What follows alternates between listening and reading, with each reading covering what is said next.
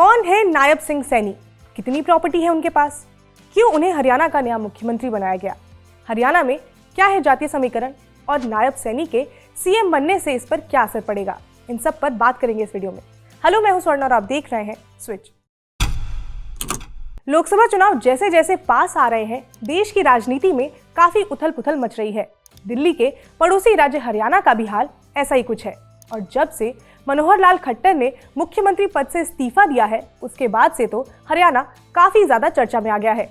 लेकिन मनोहर लाल खट्टर के इस्तीफे के 24 घंटे के बाद ही हरियाणा को नया मुख्यमंत्री मिला, जो मनोहर लाल खट्टर के काफी करीबी बताए जाते हैं। तो इस वीडियो में हम नायब सैनी के बारे में ही डिटेल में जानेंगे। अंबाला के मिर्जापुर माजरा में जन्मे नायब सिंह सैनी का जन्म 25 जनवरी 1970 को हुआ। उन्होंने अपनी शुरुआती पढ़ाई जो थी वो गांव में की। उसके बाद उन्होंने BR अम्बेडकर बिहार यूनिवर्सिटी मुजफ्फरपुर और मेरठ के चौधरी चरण सिंह यूनिवर्सिटी से ग्रेजुएशन और LLB की पढ़ाई पूरी की।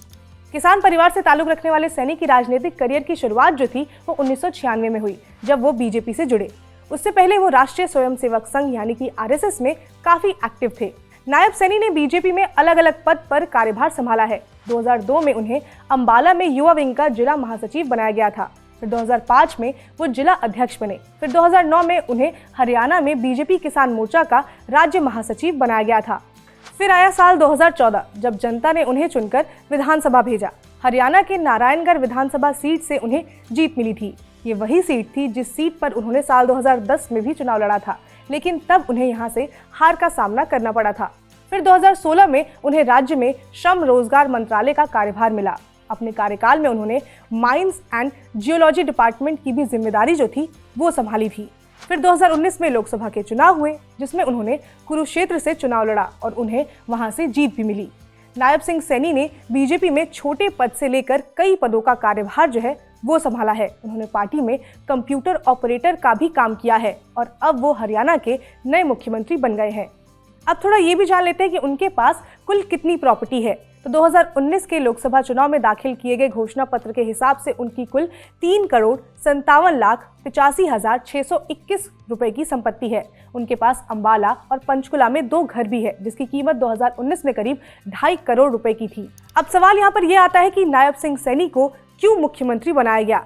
तो ये समझने के लिए पहले हरियाणा में जो जाट समुदाय की डोमिनेंसी है वो समझ लेते हैं। तो हरियाणा में लगभग 23% जाट आबादी है, लेकिन स्टेट के पॉलिटिक्स में उनका प्रभाव जो है वो काफी ज्यादा देखने को मिलता है। हरियाणा के 90 विधानसभा सीटों में से कम 35 से ज्यादा सीटों पर जाट समुदाय का सीधा प्रभाव देखने को मिलता है।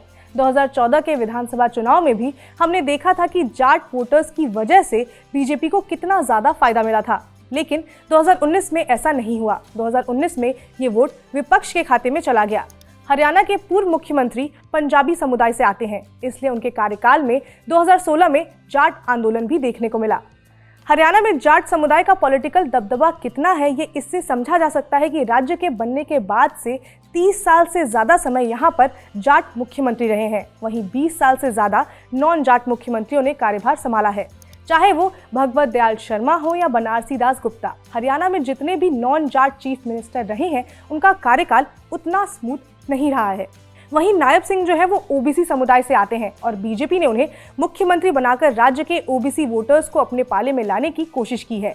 इसके साथ ही साथ मनोहर लाल खट्टर के खिलाफ जो एंटी इनकम्बेंसी हो रही थी, उसे भी खत्म करने की कोशिश जो है वो की गई है। इस साल लोकसभा के साथ ही साथ विधानसभा दोनों के चुनाव होने वाले हैं और BJP नहीं चाहती है कि उन्हें किसी भी तरह का नुकसान हो। अब देखना ये होगा कि BJP का ये कदम क्या उनके लिए सही साबित होगा।